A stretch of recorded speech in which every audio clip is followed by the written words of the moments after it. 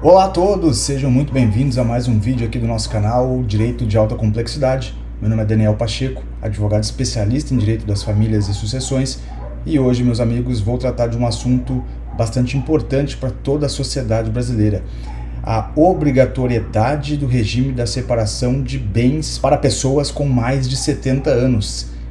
Isso ainda está vigente? Como é que fica no novo Código Civil que já vem se aproximando agora para o ano de 2025?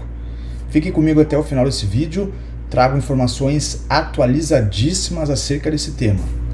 Meus amigos, final de 2023, ali em meados de outubro, o STF iniciou um julgamento que tratava acerca da inconstitucionalidade do artigo 1641 do Código Civil.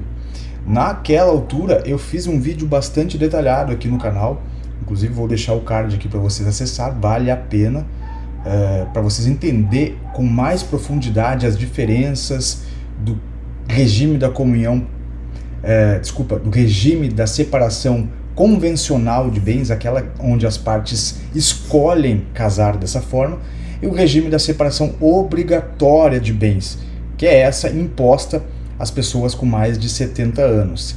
Naquela ocasião, o STF estava iniciando esse julgamento para falar sobre a inconstitucionalidade ou não do artigo 1641. Pois bem, o julgamento foi concluído e, como eu também falei naquele vídeo, e a gente esperava, aliás, a maior parte da comunidade jurídica já aguardava que o STF julgasse inconstitucional o artigo, e assim ele o fez. Então, meus amigos, atualmente a lei civil, ou melhor, o Código Civil, ainda traz nas disposições vigentes que é obrigatório o casamento pelo regime da separação obrigatória de bens para pessoas com mais de 70 anos. Entretanto, o STF já julgou inconstitucional essa matéria, afastando esta obrigatoriedade. Vou dividir com vocês na tela, inclusive, a notícia desse julgamento e o fundamento, ou melhor, o resultado desse julgamento. Deixa eu colocar aqui para que fique mais fácil a visualização e te dizer o seguinte: o STF definiu que o regime de separação de bens nos casamentos e uniões estáveis envolvendo pessoas com mais de 70 anos não é obrigatório. Enfim, o que ficou definido, é isso que importa saber. Ficou definido que pessoas acima dessa idade, que também, ou melhor, que já estão casadas ou em união estável, também podem alterar o regime. Então, meus amigos, para que essas pessoas com mais de 70 anos elas não fiquem casadas obrigatoriamente pelo regime da separação de bens, elas precisam expressar vontade. Isso eu trouxe lá no vídeo também, era uma sugestão, não só minha, evidentemente, mas de grande parte da doutrina, que essa deveria ser, na verdade, a decisão mais ajustada, mais correta, mais coerente.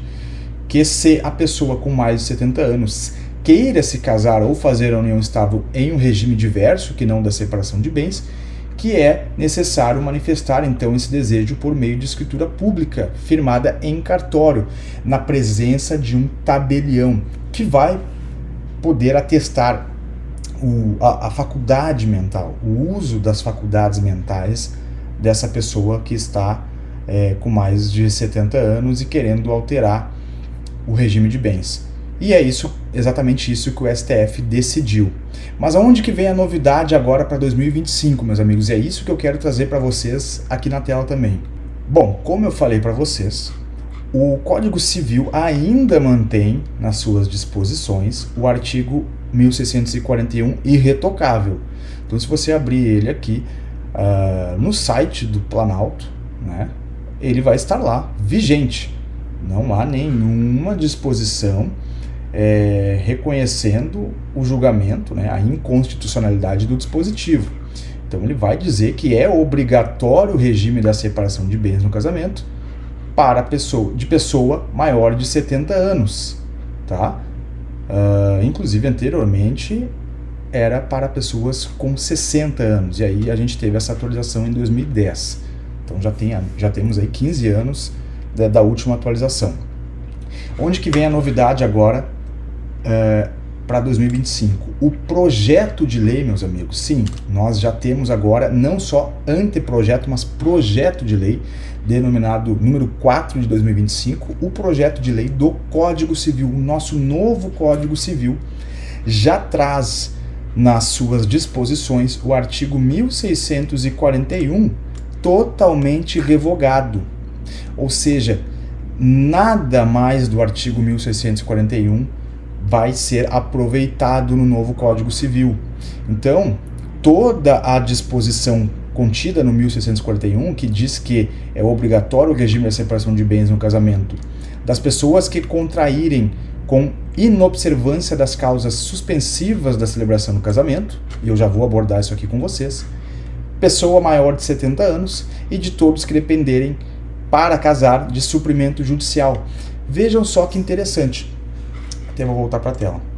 O projeto de lei número 4 de 2025, né, que é o novo Código Civil de 2025, que está em estado avançado de tramitação, já passou pelo Senado, aguarda agora as comissões, então em breve deve ser votado e levado para sanção ou veto presidencial. E aí traz muitas atualizações, eu vou trazer inclusive outros vídeos trazendo alguns pontos específicos na matéria de direito de família e sucessões, que são várias as atualizações, mas ele revoga totalmente o 1641. Quando o projeto faz isso, ele não dispõe somente sobre a atualização acerca da decisão que o STF trouxe aqui sobre a questão da disposição das pessoas com mais de 70 anos escolherem o seu regime de bens. Ele traz outras coisas importantes também nessa revogação. Eu vou novamente vir para a tela com vocês, porque eu quero colocar mais uma vez aqui e dizer o seguinte: o 1641, totalmente revogado, ele tratava, no inciso 1º, das pessoas que contraírem, ou seja, é obrigatório o regime da separação de bens no casamento das pessoas que contraírem com observância das causas suspensivas da celebração do casamento. Meus amigos, onde é que nós vamos encontrar as causas suspensivas para a celebração do casamento? Vamos lá no artigo 1523 do Código Civil, e nós vamos ver quem é que não deve casar. O Código Civil fala expressamente isso. Não devem. Ele não diz que não podem. Ele te dá uma sugestão. Olha, é melhor que não casem. Mas, se ainda assim vocês quiserem casar, deverão observar este regime de bens. O obrigatoriamente o da separação de bens. E quem são essas pessoas englobadas neste artigo 1641, que agora revogado no novo Código Civil, não mais serão obrigatoriamente incumbidos, digamos assim, de casar pelo regime da separação obrigatória de bens. O viúvo ou a viúva que tiver filho do cônjuge falecido, enquanto não fizer inventário dos bens do casal e der partilha aos herdeiros, ou seja, aquela pessoa que tinha bens comuns com o seu cônjuge falecido e não procedeu com o inventário. Essa pessoa, até então, ela só pode se casar pelo regime da separação obrigatória de bens. Quem mais? A viúva ou a mulher cujo casamento se desfez por ser nulo ou ter sido anulado até 10 meses depois do começo da viuvez ou da dissolução da sociedade conjugal. Essa pessoa também não vai mais ter impedimento para o regime de bens da sua preferência. Terceiro lugar, e eu acho, na minha opinião, o mais usual, o mais importante. O inciso 1º e o 3º talvez seja o mais sensível nessa alteração. O divorciado, enquanto não houver sido homologada ou decidida a partilha de bens do casal. Meus amigos, vou voltar para a tela aqui. Isso aqui é muito comum de acontecer. Inclusive, deixo aqui o convite, a pergunta para você, se você já não conhece, não se defrontaram com o caso dessa natureza, onde as partes se separam apenas de fato. Antigamente se falava separação de corpos, hoje a gente fala separação de fato, ou até mesmo se divorciam e deixam para fazer a partilha dos bens comuns posteriormente. O Código Civil permite isso, a lei permite isso. Entretanto, nessa circunstância, o próprio Código Civil diz que pessoas nessa circunstância não devem casar. Mas, se casar, vão respeitar o regime obrigatório da separação de bens. Ok? Até então, é assim que funciona a nossa legislação. Com a alteração do Código Civil, isso deixa de acontecer. Deixa de acontecer. Então, a partir de 2025, sendo promulgado o novo Código Civil, pessoas que, mesmo que não tenham feito a partilha de bens, vão poder casar pelo regime de comunhão de bens, regime da sua escolha, seja o regime da comunhão parcial, seja o regime da comunhão universal, seja o regime da participação final nos aquestos, certo? Ou até mesmo o regime da separação convencional de bens, que não o obrigatório, onde as partes convencionam a separação de bens, mas faz ali um pacto antinupcial, informando quais são os bens que serão relacionados na constância da união ou não. Então, isso aqui é uma mudança significativa. Até porque, meus amigos, fazendo ainda um parênteses, fugindo um pouquinho aqui do tema do vídeo, mas não deixando de trazer essa questão, o 1523, já no projeto de Código Civil novo projeto de Código Civil, também foi revogado, meus amigos. O 1523 e o 1524 também foi revogado. Ou seja, toda aquela questão de causa suspensiva do casamento deixará de existir.